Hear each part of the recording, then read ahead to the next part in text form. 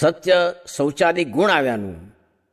સ્વામિનારાયણ હરિ સંવત 1876 ફાગણવદી ચોથને દિવસ શ્રીજી મહારાજ શ્રી ગઢડા મધ્યે બાબા ખાચરના દરબારમાં ચોક વચ્ચે ઢોલિયા ઉપર વિરાજમાન હતા અને ધોળો ખેસ પહેર્યો હતો અને ધોળી ચાદર ઓઢી હતી અને માથે શ્વેત પાગ વિરાજમાન હતી અને તે પાગને વિશે શ્વેત પુષ્પના હાર તથા શ્વેત પુષ્પના તોરા વિરાજમાન હતા ને પોતાના મુખારવિંદની આગળ મુનિ તથા દેશ દેશના હરિભક્તની સભા ભરાઈને બેઠી હતી.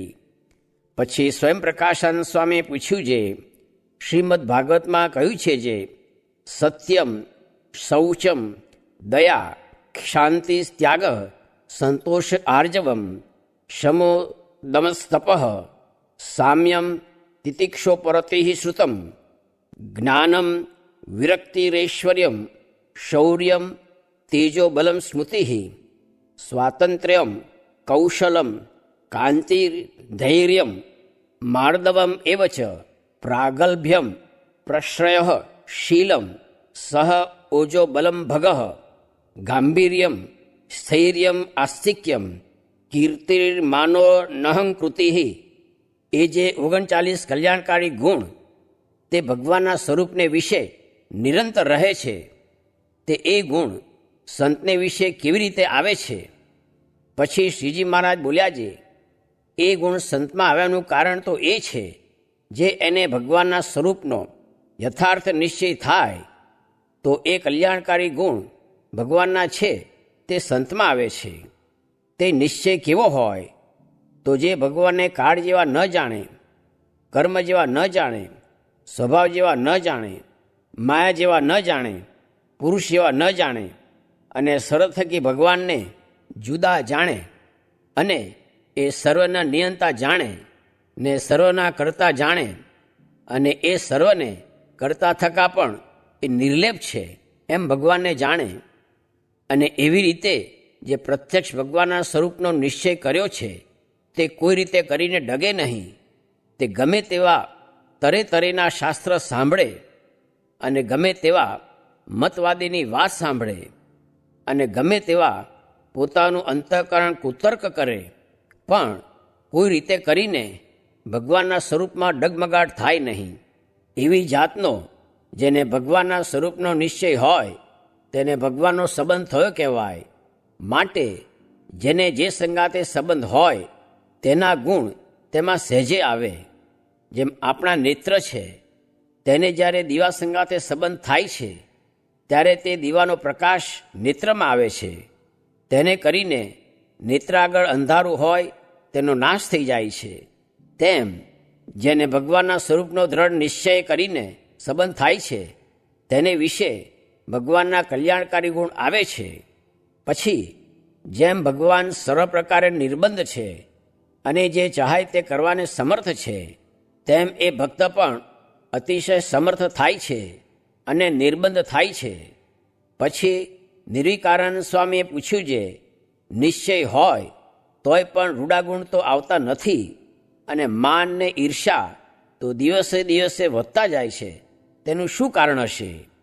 પછી શ્રીજી મહારાજ બોલ્યા છે, ભગવાન પાસે એક અમૃત લાવીએ અને શિંગડીઓ વચનાગ લાવીએ અને દૂધપાકને સાકર લાવીએ અને અફીણ લાવીએ અને તે સર્વેને ભગવાનના થાળમાં ધરીએ તો પણ જેનો જેવો ગુણ હોય તેનો તેઓને તેવો જ રહે પણ પલટાઈ જાય નહીં. તેમ જે જીવ આસુરી અને અતિ કુપાત્ર હોય તે ભગવાનને સમીપે આવે તોય પણ પોતાના સ્વભાવને મૂકે નહીં. પછી એ કોઈ ગરીબ હરિભક્તનો દ્રોહ કરે તેને કરીને એનું ભૂંડું થાય. શા માટે? જે ભગવાન સર્વમાં અંતર્યામી રૂપે કરીને રહ્યા છે તે પોતાની ઈચ્છા આવે ત્યાં તેટલી સામર્થ્ય જણવે છે. માટે તે ભક્તને અપમાને કરીને તે ભગવાનનું અપમાન થાય છે ત્યારે તે અપમાનના કરનારાનું અતિશય ભૂંડું થઈ જાય છે.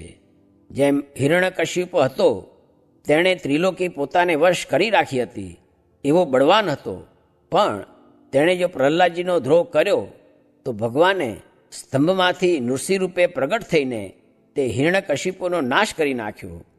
એમ વિચારીને ભગવાનના ભક્ત હોય તેને અતિશય ગરીબપણું પકડવું, પણ કોઈનું અપમાન કરવું નહીં. કાંજે ભગવાન તો ગરીબના અંતરને વિશે પણ વિરાજમાન રહ્યા છે. તે એ ગરીબના અપમાનના કરતલનું મૂંડું કરી નાખે છે. એવું જાણીને કોઈ અલ્પ જીવને પણ દુઃખવો નહીં.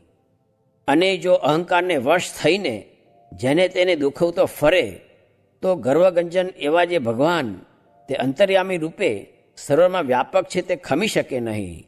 પછી ગમે તે દ્વારે પ્રગટ થઈને એ અભિમાની પુરુષના અભિમાનને સારી પેઠે નાશ કરે છે. તે માટે તો ભગવાનથી ડરીને જે સાધુ હોય તેને લેશ માત્ર અભિમાન રાખવું નહીં, અને કીડી જેવા જીવને પણ દુઃખવો નહીં. એ જ નિર્માની સાધુનો ધર્મ છે. ઇતિ વચનામૃતમ. એવી રીતે ગરડા પ્રથમ પ્રકરણનું 62મું વચનામૃત જે તે થયું. આપણે તો ભગવાનનો ખપ નથી, પણ ભગવાન આવીને પરાણે આપણને વળગ્યા છે. તે મહારાજ કહે, ભૂત વળગે છે તે પણ નથી મૂકતું, તો અમે કેમ મૂકશું? સ્વામિનારાયણ હરે. સ્વામીએ વાત કરી જે ઇન્દ્રે વિશ્વરૂપને માર્યો તેની 4 બ્રહ્મહત્યા લાગી. તેમાં એક તો ગુરુની, બીજી ગૌરની, ત્રીજી બ્રાહ્મણની ને ચોથી બ્રહ્મવેત્તાની. પછી તેને નારદજી મળ્યા. તેણે કહ્યું છે, તારા ભાઈ વામનજી છે તે ભગવાનનો અવતાર છે, માટે તેનો તું આશરો કર. પછી ઇન્દ્રે વામનજીનો નિશ્ચય કર્યો. તેણે કરીને બ્રહ્મહત્યા ટળી ગઈ. વામનજીનો આશરો કરવાથી કામ થયું, માટે આશરો મોટી વાત છે. સ્વામિનારાયણ હરે. સ્વામીએ વાત કરી છે ભગવાનને અર્થે આપણે જે કર્યું છે ને કરીએ છીએ તે જાણે છે, ને જેને ખોળે માથું મૂક્યું છે તે રક્ષા કરશે, ને આપણું તો ભગવાન બહુ માની લે છે. સ્વામિનારાયણ હરે. સ્વામીએ વાત કરી છે 3 દેહથી પોતાનું સ્વરૂપ જુદું માનવું, મહારાજને ભગવાન જાણવા, પુરુષોત્તમ જાણવા, સર્વેના નિયંતા જાણવા, પરબ્રહ્મ જાણવા, કર્તુમ અકર્તુમ ને અન્યથા કર્તુમ જાણવા, ને એવી ઉપમા બીજાને દેવાય નહીં. એ તો મહારાજ એકને જ દેવાય, ને બીજા સર્વે પુરુષ છે, ને મહારાજ પુરુષોત્તમ છે, ને અનેક કોટી પુરુષ છે, ને અનેક કોટી ઈશ્વરને અનેક કોટી અક્ષર છે. ત્યારે વાઘે ખાચરે પૂછવું છે, અક્ષર એ કહેવાય છે ને અનેક કોટી કેમ કહો છો? ત્યારે સ્વામી બોલ્યા છે, ધામરૂપ અક્ષર એક જ છે ને બીજા અનંત કોટી અક્ષર છે. પછી હરિશંકરભાઈએ પૂછ્યું છે, ધામરૂપ અક્ષર મૂર્તિમાન છે તે શી રીતે છે? ત્યારે સ્વામીએ કહ્યું છે, મૂર્તિમાન આપણા જેવા જ છે ને ભગવાન જેવા જ કહેવાય, ને ભગવાનથી કામ થાય તેટલું તેમનાથી થાય છે. પુરુષ, પ્રકૃતિ, અક્ષર સર્વેના એ ભગવાન છે, ને એક પુરુષોત્તમના જ દાસ છે. ફરી પૂછ્યું છે, પુરુષોત્તમ અહીં અવતાર ધરીને આવ્યા છે, તે ભેળા ધામરૂપ અક્ષર અહીં આવ્યા છે કે નહીં? ત્યારે સ્વામીએ ઉત્તર કર્યો છે, પુરુષોત્તમ ભેળા અહીં આવ્યા છે, ને પુરુષોત્તમની આજ્ઞાએ કરીને અનેક જીવના કલ્યાણને અર્થે અહીં જ રહ્યા છે. ફરી પૂછ્યું છે, ધામરૂપ અક્ષર બીજા અક્ષર કોટીને લીન કરે તે શી રીતે છે? તેનો ઉત્તર સ્વામીએ કર્યો છે, લીન કરવાને એ સમર્થ છે, તે લીન કરવા હોય તો કરે. સ્વામિનારાયણ હરે. સ્વામીએ વાત કરી છે, કોટી કલ્પ સુધી ભગવાન ભજ્યા વિના સુખ નહીં થાય, ને પ્રગટ ભગવાન છે, પ્રગટ વાતું છે, ને બીજા તો ચિત્રામણના સૂરજ જેવા છે, ને સ્વામિનારાયણને ભગવાન જાણ્યા છે, તેને માખણમાંથી મોવાળો ખેંચીને કાઢે એમ દેહથી જુદો પાડી દેશે, ને આ તો 16 દિવસનું શ્રાદ્ધ છે. સ્વામિનારાયણ હરે. સ્વામીએ વાત કરી છે, વચનામૃતનો પરથારો વંચાવી વાત કરી છે, 4 વર્ષ સુધી મહારાજે કાંઈ જણાવ્યું નહીં ને વાતો કરી. તેથી બધા દેશમાંથી ઘણા માણસ મૂર્તિમાં તણાઈ ગયા. તેને જોઈને સર્વે લોકોના મન સંશયવત થઈ ગયા. પછી ઐશ્વર્ય જણાવવાની પ્રાર્થના કરવાથી જૂનાગઢમાં ઘણા માણસને સમાધિ કરાવી. તેથી ગાંડા થઈ ગયા, ને સૌને પોતપોતાના ઈષ્ટદેવના દર્શન મહારાજે કરાવ્યા. ને આજના સાધુ બીજા અવતાર જેવા છે, માટે બીજા સાધુ અને આ સાધુ તથા બીજા ગુરુ ને આ ગુરુની રીત તપાસવી. સ્વામિનારાયણ હરે સ્વામીએ વાત કરી છે, સ્ત્રી હોય તે સર્વ આપીને ધણી રાખે, કારણ કે રંડાબો તો ગાળવો ન પડે.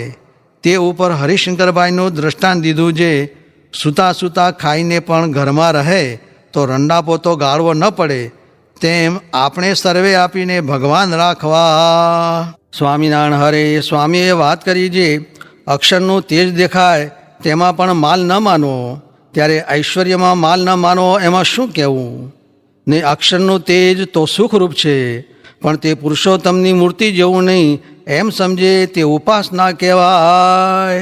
સ્વામિનારાયણ હરે સ્વામીએ વાત કરી છે, એક દિવસ વચનામૃત વંચાવીને કહ્યું છે, આ વચનામૃતના ચોપડામાં તો 4 વેદ, ખટશાસ્ત્ર ને 18 પુરાણનો સાર છે. તેમાં મહારાજે સિદ્ધાંત વાત કરી છે, તેનો અભ્યાસ કરવો. ઓહો, આ તો કાંઈ આપણે લાભ થયો છે. જુઓ ને, ભગવાન કેટલે છેટેથી દયા કરીને આપણા સારું આવ્યા છે, ને આ જીવને તો કાંઈ ગરજ નથી, ને આ તો ઠેઠ અક્ષરધામથી આવ્યા છે, અને આ તો ઓલી સતીને જેમ લોંઠાએ સતી કરી તેમ આ જીવને પણ લોંઠાએ ભગવાન બજાવીએ છીએ. ને શાસ્ત્ર પણ ધર્મ અર્થ અને કામ પર છે, ને મોક્ષ પર તો માઈ કોક શ્લોક છે. તે માટે મોક્ષના કામમાં આવે તેનું ગ્રહણ કરવું. ને બીજા સર્વ મંદિરમાં પણ પાપ છે, ને 4 કોર પાપ છે, અને એક સત્સંગમાં જ કલ્યાણ છે, પણ બીજે ક્યાંય કલ્યાણ છે નહીં. સ્વામિનારાયણ હરે સ્વામીએ વાત કરી છે, માવો ભગત કહેતા છે, કાંઈ ખડખડે કે છોકરું હોય તે પોતાના માવતરને ગળે વળગી જાય, એમ આપણે પણ ભગવાનમાં ને સાધુમાં વળગી જાવું એ જ ઉગર્યાનો ઉપાય છે. તે વિના 4 કોરે કાળ ખાઈ જાય છે. બ્રહ્માનંદ હરિચરણ વિના સબે ચવીના કાળકા એમ કહ્યું છે.